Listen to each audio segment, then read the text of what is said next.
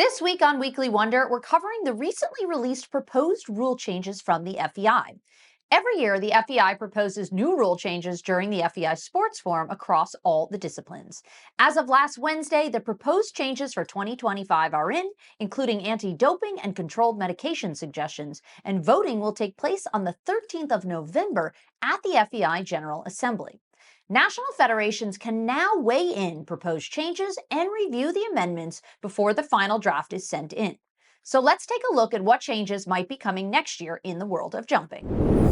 From the general rules, the most notable comments came as rejections from the FEI regarding two major topics.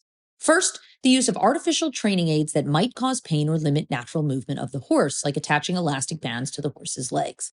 The FEI rejected this general ethics proposal because they argued it needed to be part of a larger discussion regarding reports of abuse through proper channels. Fine, don't disagree.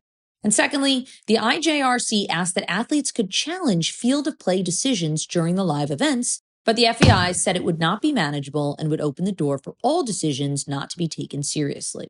Okay, that does seem fair to assume. From the jumping rules, the most notable proposal came regarding saddlery, and a working group suggested that in their experience, publishing only what is allowed leaves less room for discussion and more authority for stewards. First was regarding the constitution of bits, where they put forth a catalog of what they consider to be acceptable bits. This is all well and good until someone wants to be creative and it doesn't cause harm but still isn't permitted. And secondly, regulations regarding the bridles and nosebands. Basically, they want only one noseband or hackamore on the bridge of the nose at one time that isn't too tight and has no sharp edges.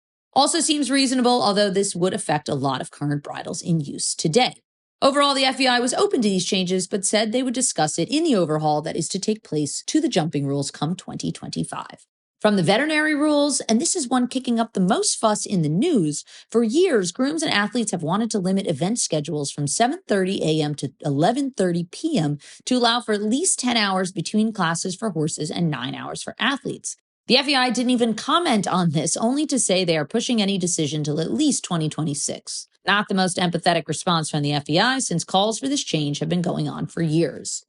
It is proposed, and the FEI agreed with a slight change in wording, to prohibit the shaving of hair within the ears of a horse at any FEI event. Already prohibited in Germany at national events, this will now apply to all FEI events worldwide.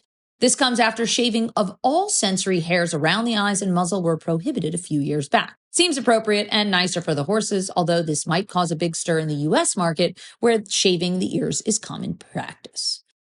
And finally, from the equine anti-doping and controlled medication regulations, which saw a full review, the most important change would come from the potential of out-of-competition testing, which would impose a 2-month suspension for horses that also test positive while off competition grounds, with the owner becoming the person responsible. Not even sure where to start with the ethics of this, not to mention the logistics of implementing such tests. And on top of that, it is proposed to introduce hair and saliva testing to increase the detection window of banned substances. Yikes. This is going to cause quite a bit of controversy if you ask us, but it will keep our sport cleaner, that's for sure. Each year, the changes typically follow this similar pattern, with equine welfare taking a more prominent role year after year. It's always interesting to see how the federations and people in the sport respond to the changes, but for now, this gives you a good indication of where the sport is heading next year.